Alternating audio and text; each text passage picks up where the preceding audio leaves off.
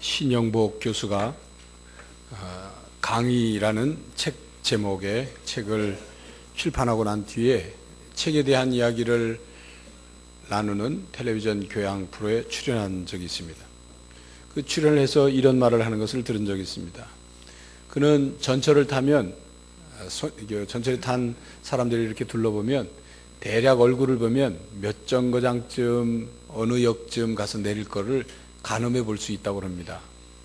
그래서 그날도 전철을 타고 둘러보니까 몇 정거장 가지 않아서 내릴 만한 사람의 얼굴이 눈에 띄라는 거죠. 그래서 그 앞에 가서 서 있었어요. 아니나 다를까 그 몇 정거장이 지나지 않자 그 전철역에서 전철에 서니까 바로 앉아있던 사람이 벌떡 일어나서 내리는 거였습니다. 그래서 그 신 교수가 그 빈자리에 앉으려고 하는 순간 바로 그 빈자리 옆에 앉아있던 젊은 사람이 그 빈자리로 옮겨 앉으면서 자기 앞에 서 있던 친구 손을 잡아 끌어서 앉히더란 말이죠. 그 순간 그 신영복 교수는 기분이 묘해지면서 마음속에 떠오르는 생각이 있었는데 그게 관계라는 생각이 떠올랐다는 것입니다. 그 젊은 사람이 자기 친구와 친구 관계이기 때문에 앞에 서 있는 전혀 알지 못하는 사람보다는 친구 관계인 사람을 앉히기를 원했단 말이에요. 관계가 형성되어 있지 않는 모르는 사람보다 자기가 아는 자기와 가까운 자기와 친구 관계인 그 사람을 앉히기를 원하는 거예요. 그게 관계란 말이죠. 자기와 중요한 관계를 맺고 있으면 그 사람과는 뭔가 달라도 달라요. 그 사람을 대하는 것이 다릅니다. 자기와 아무런 관계가 없는 사람에 대해서는 우리가 무관심하기가 쉽습니다. 사람은 그래서 관계적 존재입니다. 관계를 맺으면서 살고 관계 속에서 우리는 살아갑니다. 그러므로 서로 어떤 관계인지를 아는 것은 관계를 형성하고 관계를 유지하고 관계를 성숙시키는 데 있어서 아주 중요합니다. 우리는 다른 사람과 어떤 관계인지, 다른 사람과 어떤 관계를 맺고 있는지를 바로 알아야 하고 그 관계에 맞는 역할을 하기 위해서 노력해야 합니다. 부모와 자녀의 관계에서도 마찬가지죠.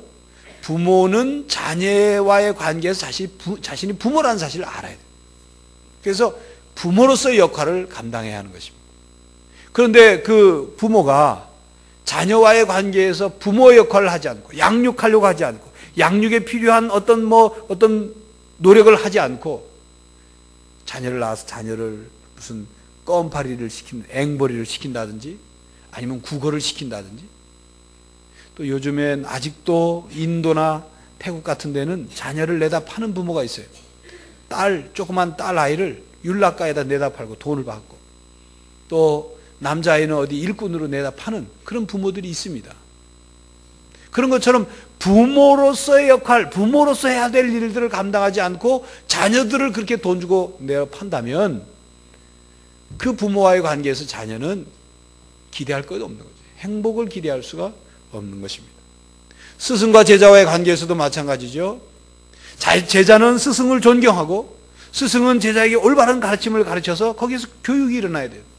근데 스승이 제자의 시험 답안지를 작성해 준다면 그건 교육이 아니죠. 의사와 환자의 관계에서도 마찬가지입니다. 의사는 환자를 돌볼 때, 환자를 치료할 때 내 몸을 치유하듯이 하고 환자는 의사를 믿고 처방과 지시에 따를 때 거기에서 생명이 살아날 수 있고 또 건강이 회복될 수 있는 거죠. 그런데 의사의 생각에는 환자를 무슨 돈벌이 수단으로만 생각하고 환자는 의사를 믿지 않고 처방과 지시를 따르지 않는다면 거기는 인간 생명의 존엄성이란 없는 것입니다. 건강 회복이 일어날 수가 없죠. 울산에서 이런 일이 일어났었어요. 어떤 일이냐면 어느 한 남편이 자기 회사 동료들과 회식을 하고 난 다음에 2차로 노래방을 갔어요. 노래방을 가서 그 남자 회사 직원 동료들이 여자 도우미를 불렀어요. 근데 그 여자 도우미에 자기 부인이 들어왔어요. 너무나도 화가 난 나머지 이 남편이 그 부인의 뺨을 후려쳤더니 쓰러졌어요. 쓰러진 아내를 보고 너무 화가 나가지고 발로 짓밟았어요. 목을 밟아서 죽였어요. 그런 사건이 실제로 있었습니다. 남편과 아내와의 관계에서 서로 부부 관계를 제대로 유지하기 위해서 노력하지 않으면 불행한 부부가 되는 것입니다. 관계에 맞는 역할과 노력이 필요하다, 그런 말입니다. 자기가 소속된 공동체에서도 마찬가지입니다. 다른 사람과 나와 서로 어떤 관계인지를 바로 아는 것, 그 관계를 유지하기 위해서 노력해야 하는 것 필요합니다. 그래서 그 관계에 맞는 역할을 잘 감당해야 하는 것입니다. 만약 그런 노력이 없다면 그 공동체는 깨지고 마는 것입니다.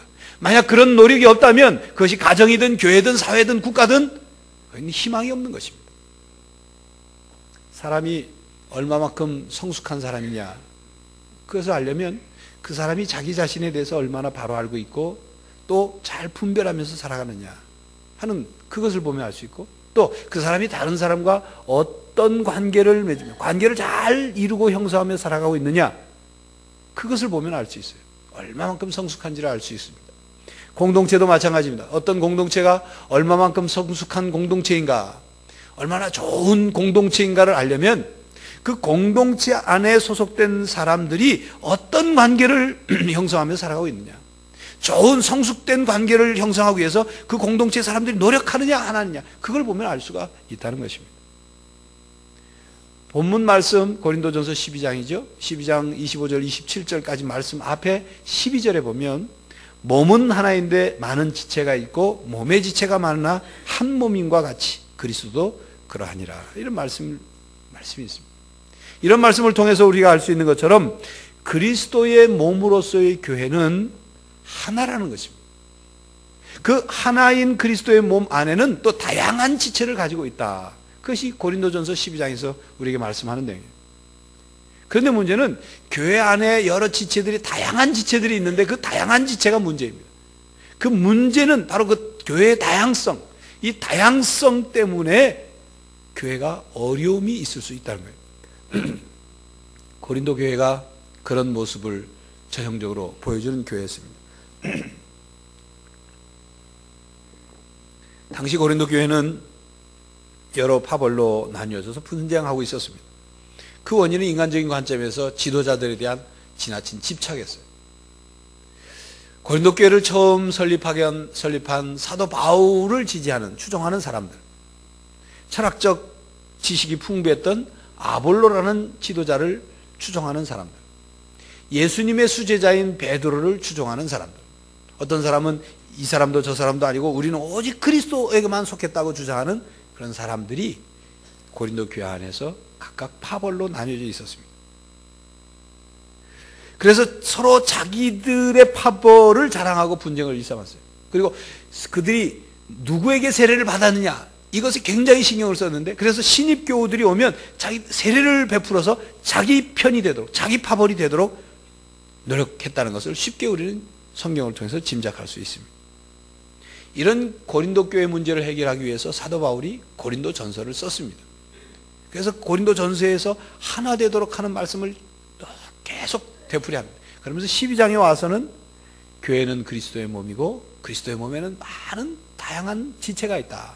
근데 그 다양한 지체가 하나 되어야 한다. 한 몸이다. 이걸 강조하고 있습니다. 그리고 한 몸인 그리스도의 몸이 성숙한 공동체가 되어야 한다.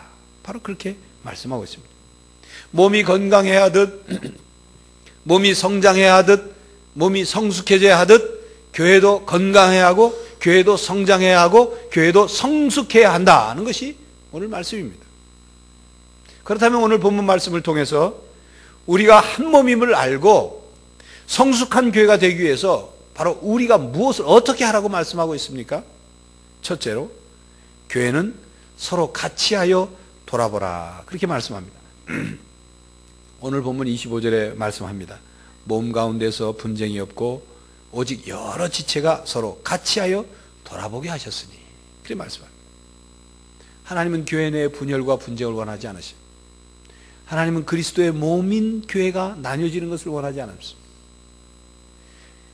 지체들끼리 서로 다투면 교회 안에 다양한 지체들이 분열이 일어나요. 그러나 지체들이 서로 돌아보면, 함께 돌아보게 되면 그 다양한 지체들은 통일성을 이룹니다. 그것은 서로 돌아봄으로써 하나가 되라는 말씀은 단지 분열하지 말라는 차원이 아니라 돌아보아 하나가 됨으로써 교회의 힘을 가지라는 거예요. 교회가 건강한 교회가 되라는 것입니다. 교회가 행복한 교회가 되라는 그런 말씀입니다. 오늘은 제가 첫째, 둘째, 셋째 각 대지마다 우리 경상도 말로 제가 표현하려고 애를 써봤습니다. 첫 번째로 교회가 한 몸이고 서로 같이 해서 서로 돌아보라.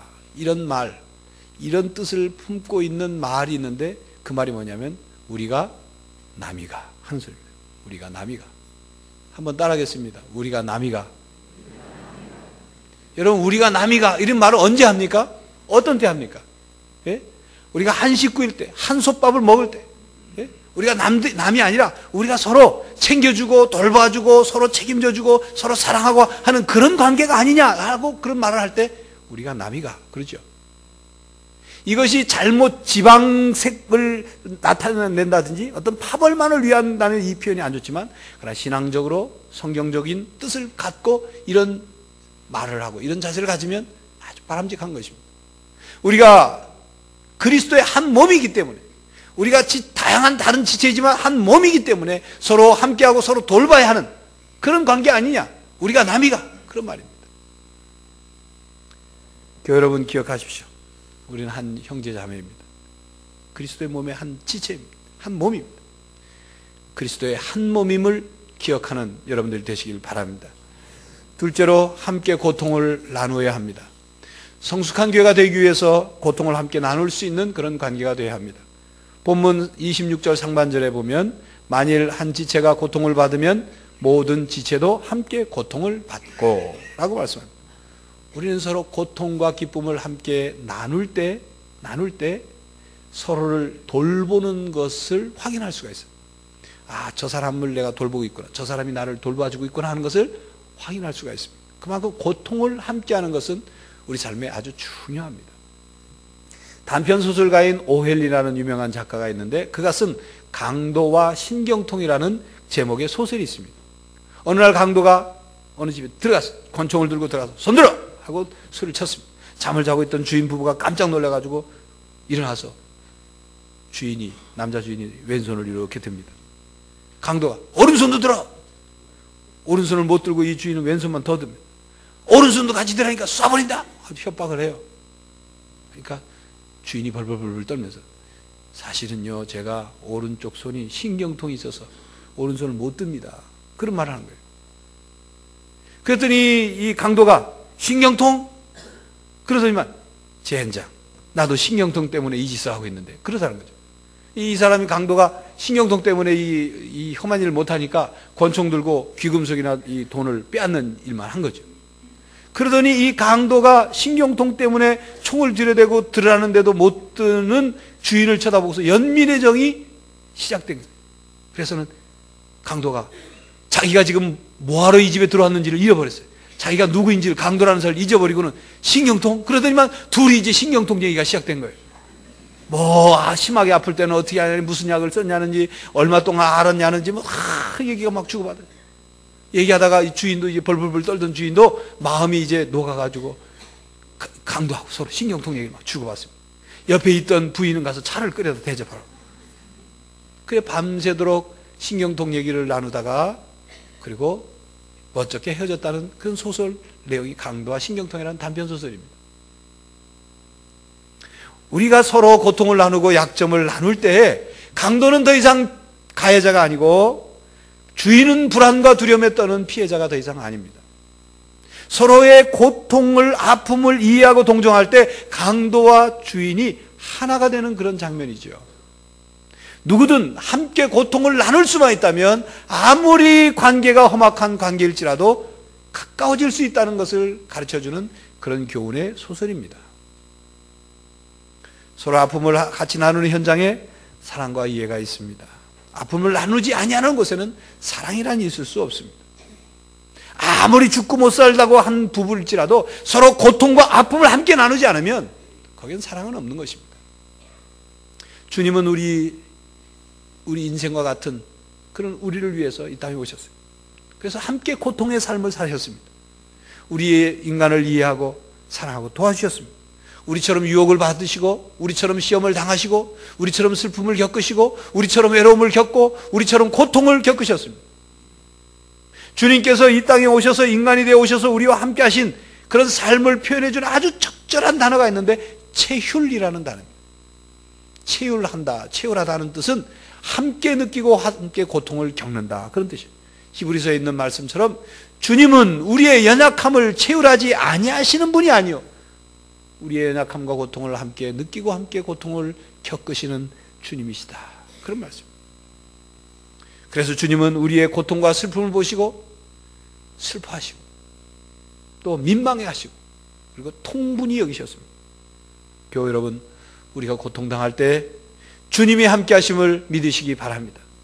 이 땅에 우리와 함께 하기 위해 오셔서 십자가에 돌아가신 그 주님이 우리의 고통의 현장에 함께 하시고 계심을 믿으시기를 바랍니다. 요즘 우리나라 한국교회에 교회 안에 상담실이 많이 없어졌습니다. 전에는 교회 안으로 상담소가 들어와 있었는데 지금은 상담소가 바깥에 나가 있습니다. 교회 바깥에 상담소가 따로 운영이 됩니다. 왜 그렇게 됐느냐, 그런 배경에는 이런 일들이 있었어요. 이제 어느 성도가 자신의 집에 문제가 있어서 교회 와서 목회자와 상담을 합니다. 상담을 하면서 이제 끝나고 나갈 때 뭐 어려운 일이 있고 슬픈 일이 있으면 상담하다 울기도 하고 그러면 눈도 붓고 뭐 눈물 자국도 있고 할 거 아닙니까? 그러면 평일날 교회 다른 일로 왔던 교우가 다른 성도가 눈이 부었고 눈물 자국이 있는 것을 보고는 저도 좀 어려운 일이 있나 보다, 좀 목사님하고 상담하고 가는 거 보니까 좀 어려운 일이 있나 보다, 요 정도로 그냥 마음을 갖고 그냥 자기만 그런 생각을 갖고 있어야 되는데 그러질 않고 이제 궁금증, 호기심이 발동한 거예요. 그래서 그 구역장한테 전화합니다. 아니 어느 누구 집사님 구역에 누가 목사님 상담하는데 눈이 퉁퉁 붓고 눈물을 많이 흘렸대. 그 집에 무슨 일이 있는 거야? 구역장이 알면 얘기를 해주고 알지 못하면 모른다고 그러면 아니 구역장에 대해서 그것도 모르고 뭐 이래야 되는 겁니다. 그래서 그 집의 내용을 알고 난 다음에 그냥 자기만 알면 좋은데 이제 동네방네 나팔을 부는 거죠. 누구누구네 집에 남편하고 뭐 그렇고 그렇건 사건이 있었는데 그 집 다 이혼하게 생겼다. 부부는 이혼할 생각 없이 고민 상담하러 왔는데 벌써 자기는 이혼까지 자기는 그 소문을 퍼뜨리는 거죠. 결국 그래서 교회 안에 상담을 하러 교인들이 부담스러워서 못 온단 말이죠. 다른 사람 눈 때문에. 교인들 눈, 다른 사람 눈이 아니라 교인들 눈 때문에. 그래서 상담소가 지금 교회 바깥으로 다 나가 있습니다. 정말 같은 성도들의 고통을 한 번 더 생각할 수 있다면, 다른 성도들의 그 입장, 어려운 입장을 한 번만 바꿔놓고 생각할 수 있다면 그 말을 좀 참았어야 하는 거 아닙니까? 고통을 함께 나누어야 하는 건 아닙니까? 그래서 두 번째 이 대지, 함께 고통을 나누어야 합니다 하는 이 대지에 맞는 경상도 말이 있어요. 뭐냐면 웃자고 하는 말이에요. 웃자고. 전라도 말로는 어떻게 하시느냐 합니까? 어메이 어찌했을까나이, 그렇게. 충청도 말로는 뭔지 아십니까? 아이고 어쩐디야, 이렇게 하는 거예요. 어떨 때 이런 말 씁니까? 상대방이 힘들거나 슬프거나 괴로워할 때 내가 조금 뭔가 돕고 싶은데 도울 방법은 없고 마음이 안쓰러워가지고 그때 어떻게 합니까? 웃자고 그러죠. 우리가 다른 성도들에게 그런 마음을 가지고 있어야 돼요. 그런 마음. 우리는 슬픔을 나누어 함께 울 상대가 필요하고 아픔을 함께 나눌 친구가 필요합니다. 마음에 깊이 간직하고 있는 그런 공개하기 어려운 문제들을 누군가에게 털어놓고 싶을 그럴 때가 있어요. 필요하다면 그런 사람들이 나를 찾아와서 자신의 속사정을 믿고 털어놓을 수 있는 그런 신앙인들이 되어야 한다는 것입니다. 다른 사람의 하소연을 듣고도 자기 혼자 그것을 간직할 수 있는 그런 신앙인이 되어야 한다는 것입니다. 서로 짐을 가볍게 하기 위해서 서로 짐을 나눠줘야 합니다. 그래서 갈라디아서 6장 2절에 말씀합니다. 너희가 짐을 서로 지라. 그리하여 그리스도의 법을 성취하라. 여기서 말하는 짐이라는 것은 무거운 짐을 말합니다. 근데 갈라디아서 6장 5절에도 짐이라는 단어가 나와요. 뭐라고 나오냐면 각각 자기의 짐을 질 것입니다. 갈라디아서에는 사도 바울이 뭐라고 말씀하는 거냐면 모든 성도들은 예외 없이 모든 성도들은 다 짐이 있다는 거예요. 다 짐이 있어요. 그러니까 주님이 수고하고 무거운 짐진 자들아 다 내게로 오라. 짐이 다 있는데 자기가 지은 짐보다 다른 성도의 짐이 무거워 보이면 그 무거운 짐을 지고 있는 성도들의 짐을 나눠지라는 거예요. 바로 그것이 갈라디아서의 가르침입니다. 오늘 그 갈라디아서 6장 2절에 있는 말씀은 그리하여 그리스도의 법을 성취하라 그런 말씀처럼 그렇게 함으로써 그리스도의 사랑의 법을 성취하라는 것입니다. 그리스도의 십자가의 법을 성취하라는 것입니다. 그리스도의 하나님의 법을, 하나님 나라의 법을 성취하라는 것입니다. 셋째로 함께 즐거워해야 합니다. 여러분, 우리가 달리기를 할 때 제일 힘든 신체 부분이 어디입니까? 발이죠. 발이 열심히 뜁니다. 근데 발만 뜁니까? 손도 같이 열심히 움직여야 잘 뛰어집니다. 발과 손만 움직이는 게 아니라 폐도 숨을 쉬어야 하고 심장도 그 뛴뛰기에 맞게 박동을 해야 합니다. 그러면 경기가 마친 뒤에 우승을 하면 발과 손과 폐와 심장만 가서 상 받습니까? 아니면 다 갑니까? 다 가서 받죠. 온 우리 몸 전체가 가서 상을 받습니다. 함께 기뻐합니다. 이것이 우리 몸의 생존 방식이에요. 그리스도의 몸을 이루고 있는 우리는 한 몸이고 그 몸엔 다양한 지체가 있습니다. 모양도 다르고 역할도 다르고 각각 다르지만 다른 지체가 영광을 받고 다른 지체가 즐거워하면 함께 즐거워해야 한다. 그것이 성숙한 공동체의 모습이라고 말씀하고 있습니다. 함께 즐거워하는 교회가 되어야 한다. 그렇게 말씀합니다. 그런데 말이죠, 사람인지라 그게 잘 안 돼요. 다른 사람도 잘 되고 나도 잘 될 때는 축하가 잘 돼요. 축하합니다. 당신도 축하합니다. 왜? 내가 잘 되니까 기분 좋거든요. 다른 사람이 잘 되고 내가 잘 안 될 때 잘 되는 사람에게 축하하는 것은 쉽지 않아요. 그런데 오늘 말씀에는 그럼에도 불구하고 축하하라는 거예요. 26절 하반절에 한 지체가 영광을 얻으면 모든 지체도 함께 즐거워하나니. 왜냐하면 성도들은 그리스도의 한 몸이고 첫 번째 말한 것처럼 우리가 남이 아니기 때문에, 그래서 함께 즐거워하는 성숙한 교회가 되라 하는 것입니다. 당신의 기쁨이 나의 기쁨이고 당신의 즐거움이 나의 즐거움이라는 말을 할 수 있는 성숙한 공동체가 되어야 한다는 것입니다.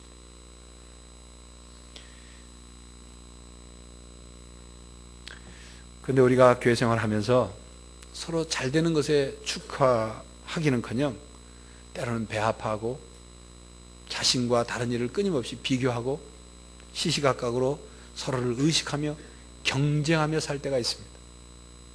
이 이야기는 전에 제가 심호하던 교회에서 있었던 일, 그런 제가 느꼈던 일. 전년도 선교회장은 선교회장을 물려주고 금년도 신임 회장이 더 잘한다 소리를 들으면 마음이 불편해요. 전년도 회장이 다른 사람이 와서 금년도 새로 된 회장은 일을 잘 못해 이런 소리 하면 괜히 마음이 기분이 좋아. 왜 그렇습니까? 그런 마음이 드는 것은 교회의 일, 하나님의 일을 하나님의 일로 생각지 않기 때문에 끊임없이 시기와 경쟁과 자기를 좀 나타내보려고 하는. 여러분, 교회의 일, 하나님의 일은 작년보다는 금년이 더 잘해야 하고 금년보다는 내년이 더 잘해야 되고 내년보다는 후년이 더 잘해야 돼. 점점 잘해야 되는 거예요. 누가 하든. 누가 잘하고 못하고를 비교할 게 아니라 하나님의 일이기 때문에 잘 돼야 하는 거예요.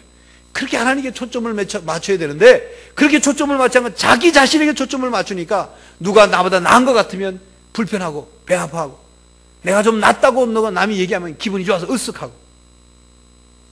하나님을 위한 것이 아니라 자기를 위한 일, 자기 영광을 구하는 일.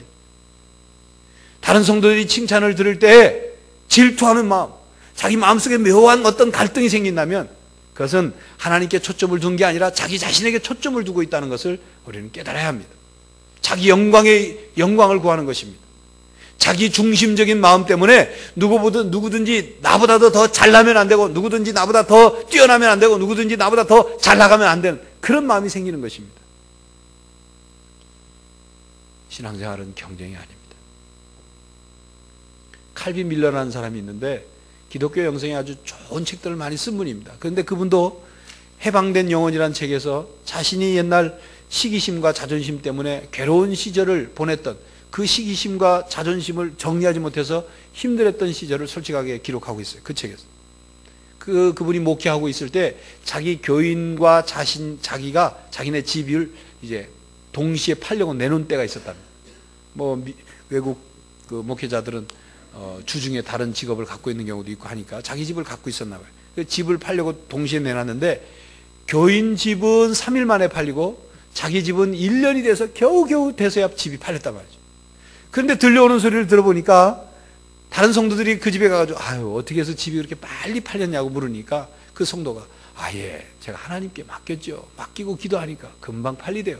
이 소리를 듣고 난 다음에 이 켈빈 밀러라는 양반이 마음속에 그런 마음이 들더라는 거죠. 그 교인을 축하하기는커녕 아니 누구는 그럼 하나님한테 안 맡겼다는 거야 뭐야 이렇게 생각이 들더라고요. 꼬여가지고. 그래 하나님한테도 원망을 하나님 내가 아무리 봐도 내가 저 교인보다는 내가 신앙생활 더 열심히 하는데 하나님을 위해서 내가 더 일하는 사람인데 좀 우리 집부터 빨리 안 팔리고 그렇게 돼야 합니까? 자존심 상해. 이런 마음이 정리가 안 된다는 거예요. 없애려고 해도 또 생기고 또 생기고.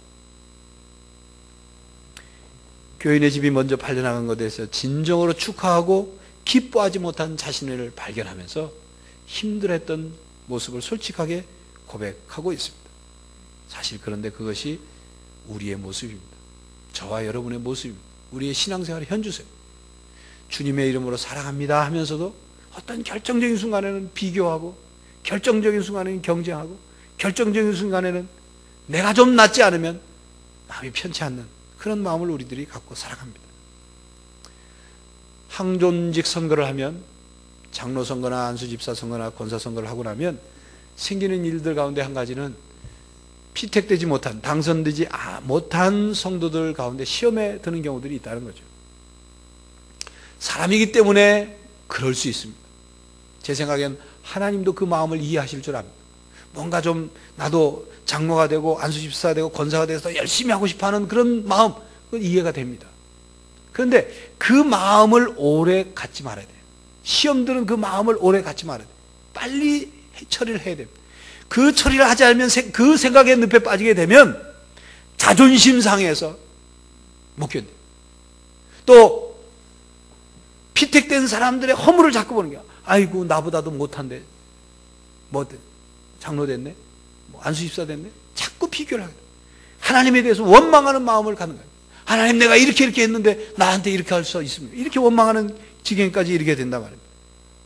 먼저 하나님 앞에 자신의 부족함을 인정하고 내가 보기에는 저 사람이 나보다 신앙이 좀 못한 것 같지만 하나님이 보시기에는 더 나은 점이 있어서 하나님이 뽑으셨구나. 그렇게 받아들이고 인정하는 것. 그런 자세가 필요한다는 얘기입니다. 그런 자세를 갖추어 나가는 바로 그 사람을 하나님이 귀히 보시고 그 사람을 하나님이 반드시 들어 쓰시는 것입니다.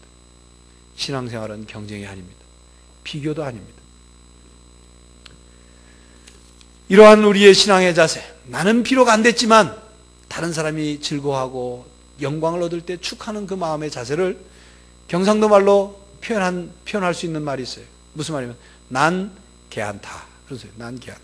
한번 따라 하겠습니다. 난 개안타. 졸음이 살살 오시는 분이 있어요. 나는 설교를 안 들어도 개안타. 그거 아니고 난 개안타. 이 말을 언제 사용합니까? 아주 어려운 시절, 옛날 시절에 어머니가 밖에서 어떻게 고구마를 좀 조금 얻어왔어요. 찐 고구마를 얻어왔어요. 옆집에서 줬어요. 그 갖다 놓으니까 배고픈 자식들이 벌떼처럼 달려들어서 막 허겁지겁 먹습니다.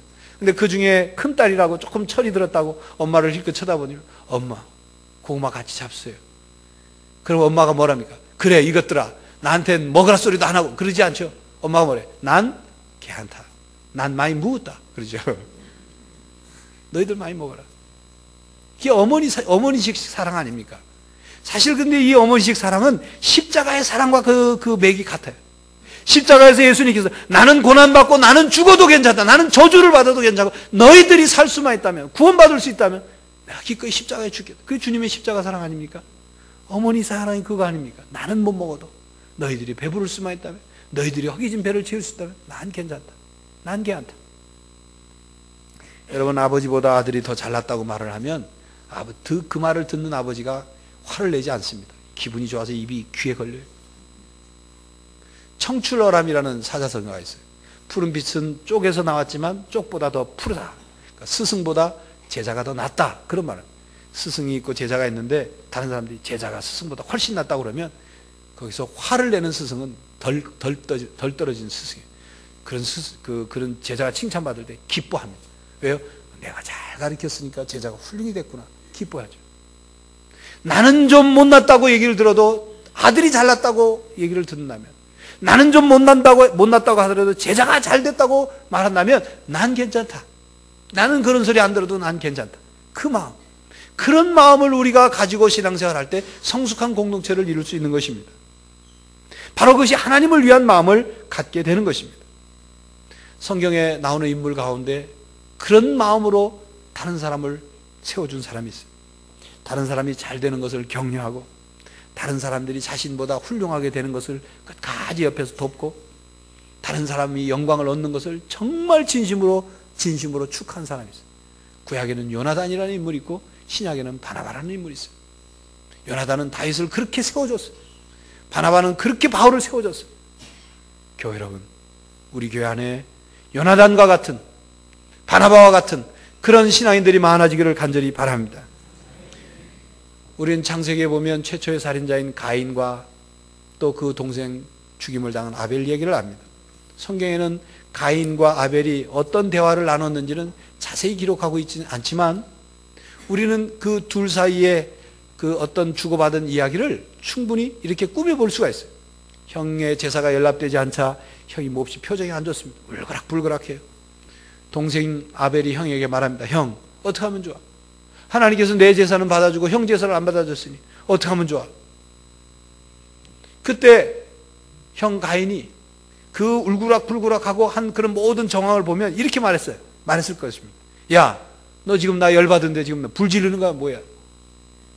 아니 형, 그게 아니라 나는 형 마음이 안 좋은 것 같아서 난 그 형 좀 위로하려고 하는 말이지, 그렇게 받아들이지 마. 그때 가인이 그래? 그러지 않아요. 우리가 그런 상황을 꾸며본 아마 이렇게 했어요. 경상도로 마, 됐다, 그만해라, 됐다. 그러고서 들판으로 끌고 와서 돌로 쳐 죽였어요.